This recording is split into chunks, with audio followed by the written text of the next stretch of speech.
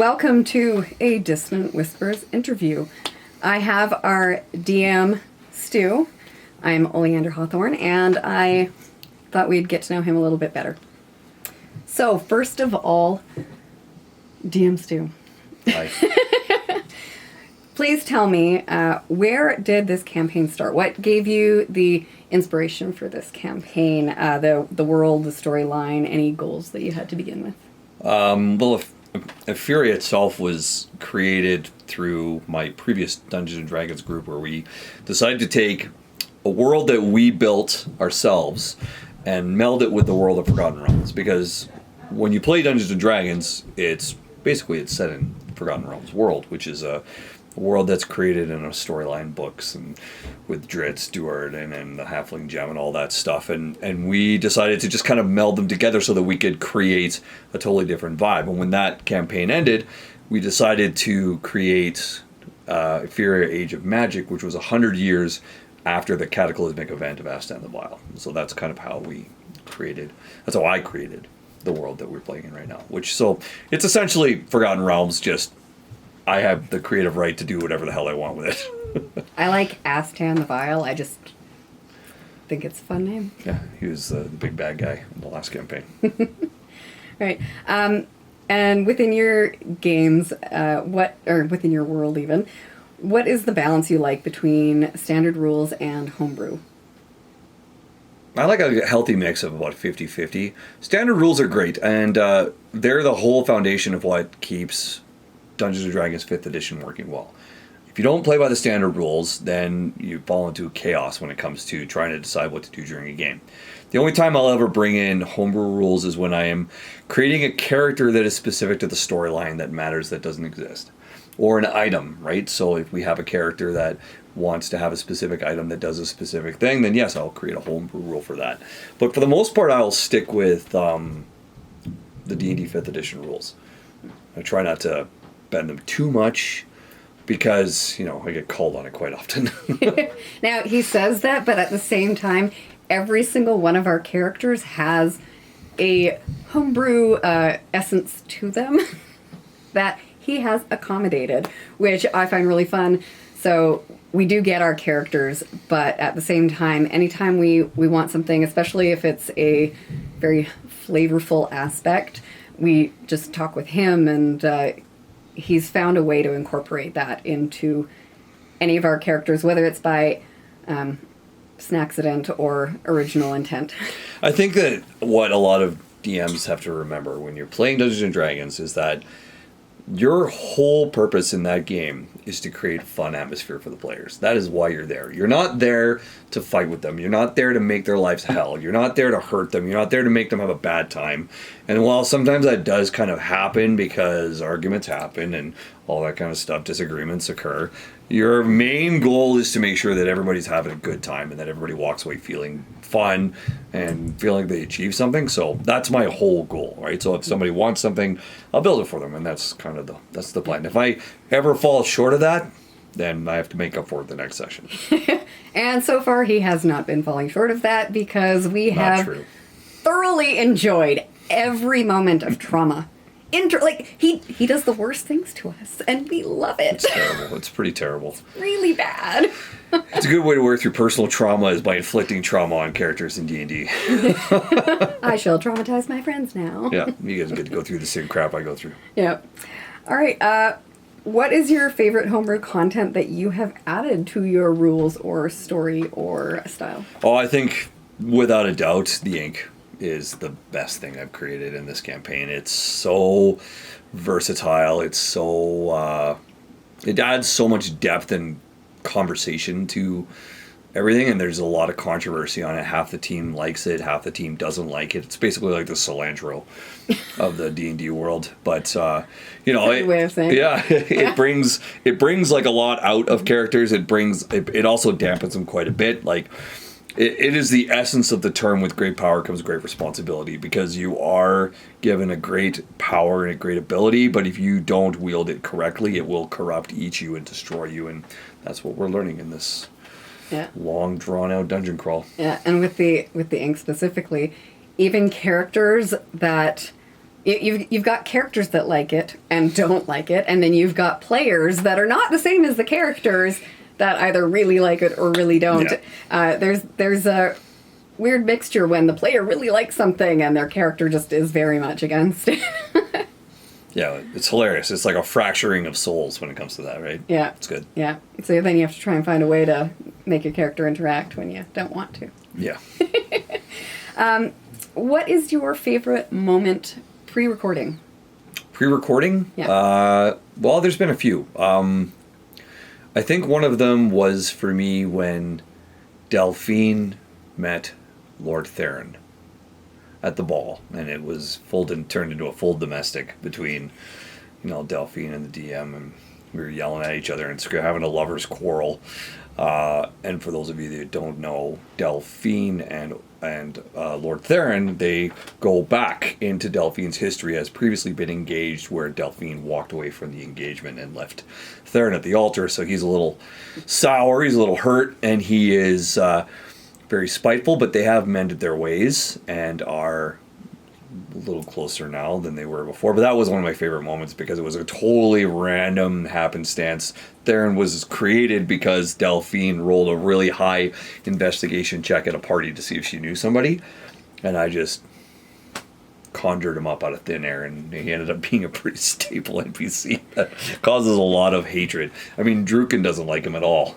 No, Druken hates him. Yeah. Yeah. My favorite thing about that incident was, you'd have everybody going along trying to create the story, and then you have two people that have just entirely forgotten the entire scene around them and have just dove right into the role play. And the rest of the group, we're all just sitting there slack-jawed and in shock during this very passionate moment. It was really good. I really wish that we had that on video. That would have been amazing. Well, I'm pretty sure that when we have further conversations or further encounters with Lord Theron, I mean, if he's still alive, that it'll be coming back. So You can't kill him when we're not there. I feel like I can do whatever I want. No, he can't kill him while we're not there. I can do what I want. I'm the DM. I can do what I want. I'll do what I want. All right. How do you deal with conflict?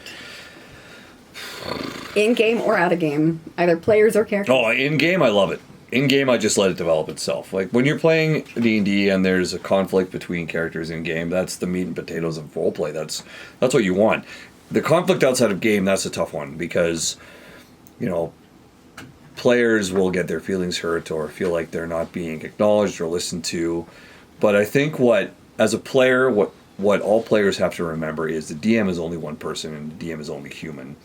And he can't or she can't abide by everybody and accommodate everybody every single time that there's something that's coming up. And we have to remember that, in our campaign specifically, we have 6 different people at this table that want to be heard, that want to have their moment in the sun, that want to have their time. And if we were to do that for everybody, our podcast would be 7 hours long each episode, just so we could get through everybody, right? So sometimes you got to take a back seat. Sometimes you got to just shut up and let what's happening and wait for it to go. But, for me, how I deal with it, I get angry. I get pissed off and I start yelling, and that's not the right thing to do, but sometimes you got to tell everyone to shut up so you can move on. Otherwise, you're never going to get to it. So, overall, I think that you've done pretty well with, character conflict. They just do their things. But I think you've done pretty well with player conflict because, like you said, sometimes people just need to get past their shit. You just need to shut up. Yeah. Sometimes we need that reminder. Shut up and play the game. Yeah. And I have a very important question. Mm-hmm.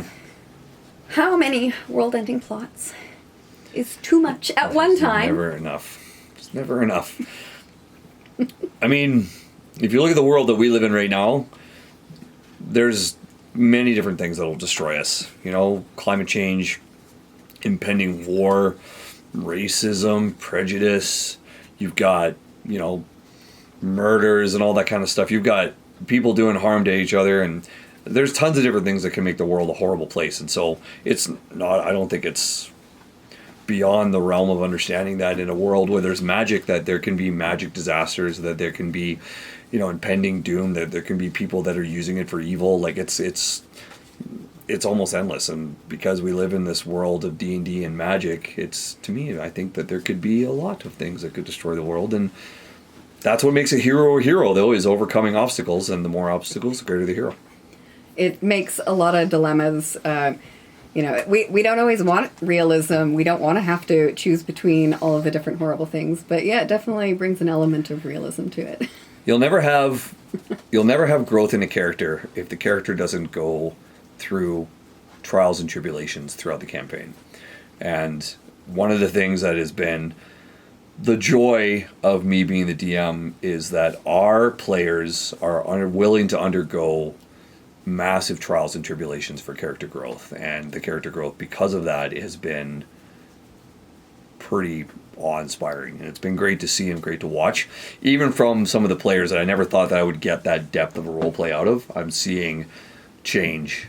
I'll give you an example, would be Drax. I never thought that I would get an engagement out of a player like Drax, but he has literally decided that he doesn't want to create Mr. Drax if he's just going to die, because he has grown attached to him and grown feelings. And yeah, that was kind of what I was shooting for with that, and I didn't expect it to go as well as it did, but it did.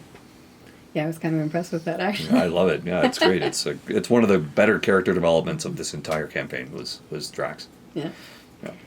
Are there any things that you would like to add?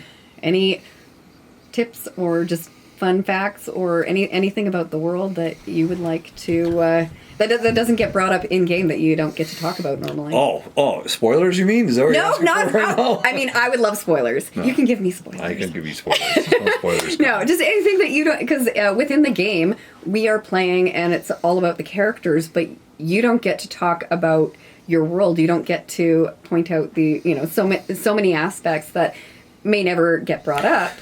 That's true. Yeah. Well, I think for the people out there that are following along in the podcast and kind of following along with the story, just remember that what you're hearing and what's going on with our characters, that is just one part of the story. There's an entire world that's going on and suffering and existing outside of what our characters are seeing and doing. And so things are changing. The world is changing. The climate is changing. The political climate is changing. Cities are being destroyed. People are dying. And when they come out from wherever they are, they're going to have to deal with the consequences of the choices that they may or may not have made. And that's how I've always DM'd. I like that. I like that there are real world consequences to every decision. And I think that, our listeners are enjoying it. There is some pretty heavy stuff coming. So stay tuned and enjoy it. All right. Well, thank you very much for taking time with me. My pleasure. Stu. Yep. And thanks everybody for watching.